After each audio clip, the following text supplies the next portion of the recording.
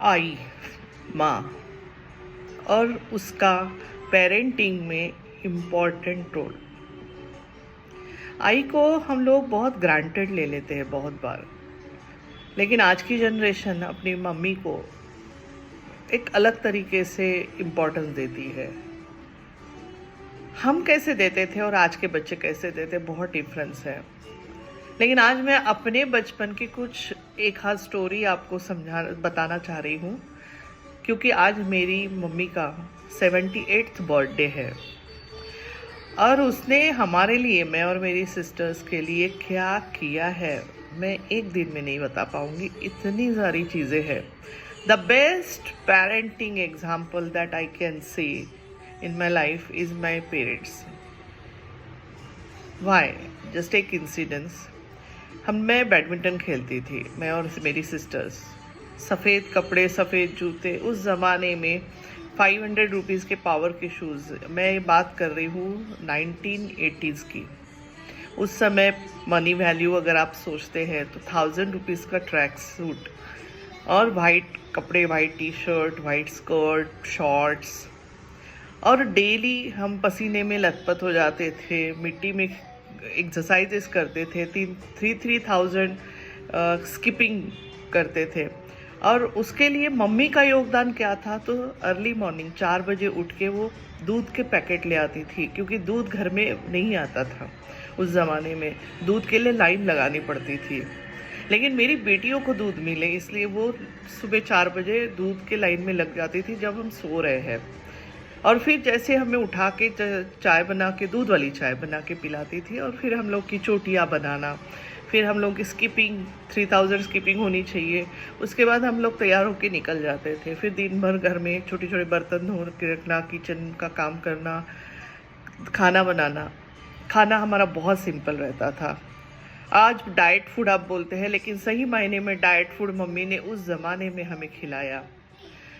Fruits खिलाना है, लेकिन उतनी हमारी कैपेसिटी नहीं है, पे उतना सैलरी नहीं, उतनी इनकम नहीं है, तो मम्मी होलसेल मार्केट में जाके फ्रूट्स ले आती थी और पूरे हफ्ते हम वो फ्रूट्स एक एक करके खा के पूरा बैलेंस डाइट लेते थे। बादाम आते थे, लेकिन वो बादाम भिगा के उसका हलवा बना के मम्मी हर संडे हमें देती थी। सूखा आंवला भिगा के रात को सुबह उसका पानी पीते थे ताकि हमारे अंदर स्टेमिना रहे। नाश्ता सच हमने कुछ कभी बहुत ज़्यादा सोचा नहीं, बहुत एक आध बार समोसा खा लिया, एक आध बार डोसा जाके कैफ़े में खा लिया, बस। होटलिंग तो हमारी होती नहीं थी। अंडा घर में बिल्कुल नहीं आता था, चलता नहीं था। नॉनवेज हमारे यहाँ, मैंने नॉनवेज हम घर में बनाते ही नहीं थे, लेकिन मम्मी ने सिर्फ हमारे लिए, हमारे स्टेमिना के लिए अंडे के ऑमलेट, बॉइल्ड अंडा खिलाती थी, उबला चना, उबली मूंगफली, इस तरह से बहुत प्रोटीन। किसी ने भी बोल दिया कि आप ये बच्चों को खिलाओ तो स्टेमिना बिल्टअप होगा, तो मम्मी जाके फ़ौरन खरीद के ले आती थी। क्यों? मम्मी कितना खाती थी, खुद के लिए कितना लाती थी और कितना खाती थी? कुछ भी नहीं, क्योंकि उतना इनकम नहीं था कि 2 और 3, हम 3 बहनें, तो 3 बेटियों को देने के बाद उसके पास, दोनों के पास इतना इनकम नहीं रहता था, तो फिर कैसे करें? लेकिन उन दोनों ने हम तीनों को पौष्टिक आहार, पौष्टिक विचार और पौष्टिक हेल्थ संबंधी व्यायाम, तीनों का बैलेंस प्लस एकेडमिक्स। मम्मी मुझे लेके बैठ के पढ़ाती थी, तो उसका पढ़ाने का जो तरीका था वो बहुत डिफरेंट था जो आज मेरे अंदर है, और दैट्स वाई, उस कारण ही मेरी स्टडी टेक्निक बहुत सबको पसंद आती है, क्योंकि मम्मी ने मुझे सिखाया कि पढ़ना कैसे है।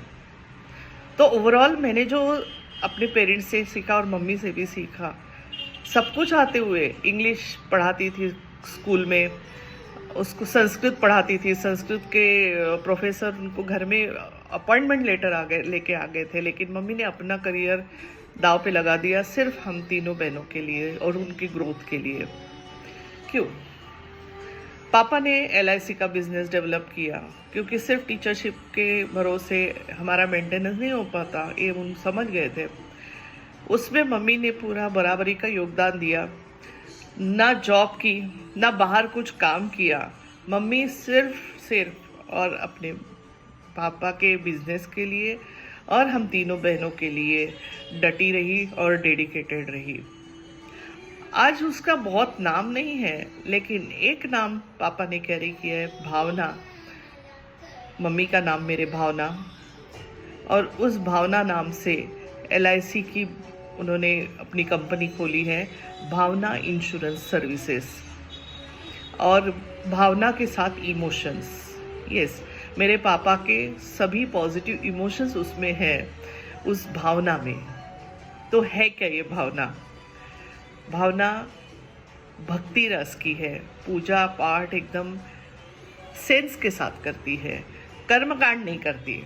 उस ज़माने में हमें बोलती थी कि मम्मी की भगवान को याद करो, लेकिन कर्मकांड के साथ नहीं, इमोशंस के साथ, भक्ति भाव के साथ और सुधारित विचारों के साथ। श्रृंगार रस, मम्मी और पापा, मुझे नहीं याद कभी उन्होंने एक दूसरे का डिसरिस्पेक्ट किया या चिल्लाए एक दूसरे के ऊपर, कभी नहीं। श्रृंगारित रस, एक दूसरे का बहुत रिस्पेक्ट उन्होंने किया है।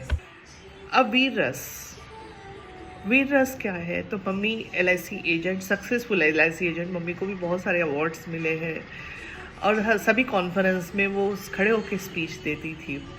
सोसाइटी में भी वो काफ़ी, इनर व्हील और आर्य वैश्य समाज, इसमें भी काफ़ी पोस्ट उसने सुशोभित की है, एम्पावर की है खुद को।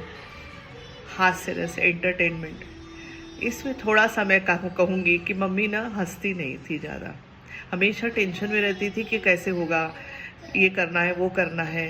तो थोड़ा सा उसकी तबीयत के कारण भी वो बहुत परेशान रहती थी। दैट इज़ करुण रस, उसकी तबीयत बहुत ख़राब रहती थी, लेकिन उस दौरान भी नौकर नहीं, मम्मी पापा ने नौकर थोड़े रखने की कोशिश की, लेकिन उस ज़माने में उसके हिसाब से जस्ट एक खाना बनाने वाली, बाकी तो मम्मी को ही देखना है, हर चीज़ उसने की।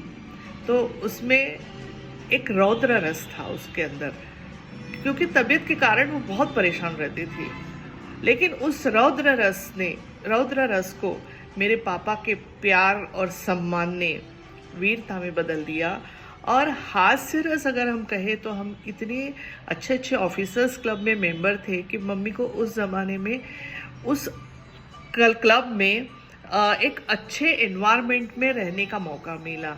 एंटरटेनमेंट, सभी तरफ हम कॉम्पिटिशन्स में पार्टिसिपेट करते थे और नंबर ले आते थे। Dance, drama, music, compering, anchoring, हर तरफ नाम। दिल्ली के श्री विज्ञान भवन में हम लोगों ने परफॉर्म किया, तब मम्मी हमारे साथ थी।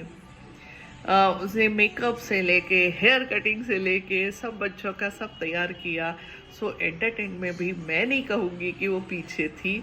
हाँ, बस अपनी खुशी वो सिर्फ अपने बच्चों में देखती थी, तो वो हंसती थी सिर्फ हमारे माध्यम से। खुद अंदर बहुत मेहनत करती थी, चाहे तबीयत उसकी अच्छी रहे ना रहे।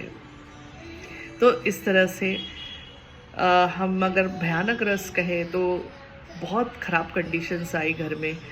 मेरी शादी के बाद, बहन की शादी के बाद, सबके आज तक। और परिस्थिति कभी भी कैसा भी मोड़ ले सकती है।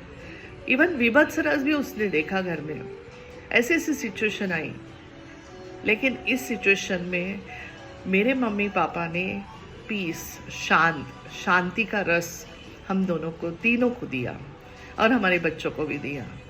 तो मैं सलाम करना चाहती हूँ ऐसे माँ को, और ऐसी माँ बनना चाहूँगी जिसने उस ज़माने में बिना कोई पेरेंटिंग के लेक्चर, अटेंडेंस, कुछ भी नहीं, लेकिन वो जितनी टैलेंटेड थी, है आज भी, लेकिन आज उसने साइलेंट मौन व्रत धारण कर लिया, बोल सकते हैं। तो इस माहौल में भी वो शांति से सिर्फ हंसती रहती है। अब हास्य रस उसके अंदर आप देख सकते हैं। क्यों? क्योंकि वो बहुत सेटिस्फाइड है। इतना उसने किया है कि अपने बच्चों को इतना पावरफुल बनाया है कि हर कोई बोलता है कि बाप रे, मुनगीरवार सिस्टर क्या स्ट्रांग है। किसको जाता श्रेय? माँ को, क्योंकि माँ बनाती है अपने बच्चों को। जो मैंने अपने अनुभव से समझा, कोई भी परिस्थिति आए उसमें लड़ने के लिए, खड़े होने के लिए अगर कोई तैयार करता है तो माँ तैयार करती है। पापा सिर्फ फाइनेंशियली दे सकते हैं, इमोशनली और डेडिकेशन के साथ सिर्फ माँ बच्चों को खड़ा करती है। और मेरी माँ वो माँ है जिसने अपने बच्चों को एक एक्सलेंट एनवायरनमेंट दिया, लाइफ स्किल्स दी, एकेडमिकली भी स्ट्रांग किया।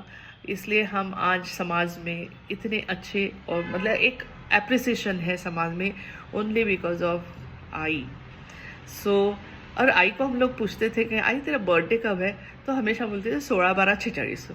आज हम बोलते हैं 16/12/46 तुझा बर्थडे ला आम्ही करतोय विश, हॅपी बर्थडे आई, अशीच हसत राहा।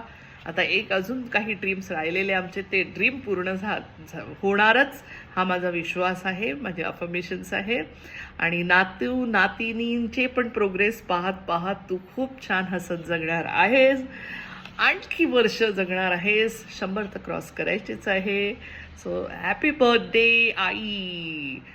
पुष्पा उर्फ भावना, शेट्टीवारांची मुलगी, बोनगिरवारकडे। So wife of Uddhavrao Jagannath Bongirwar. Happy birthday I.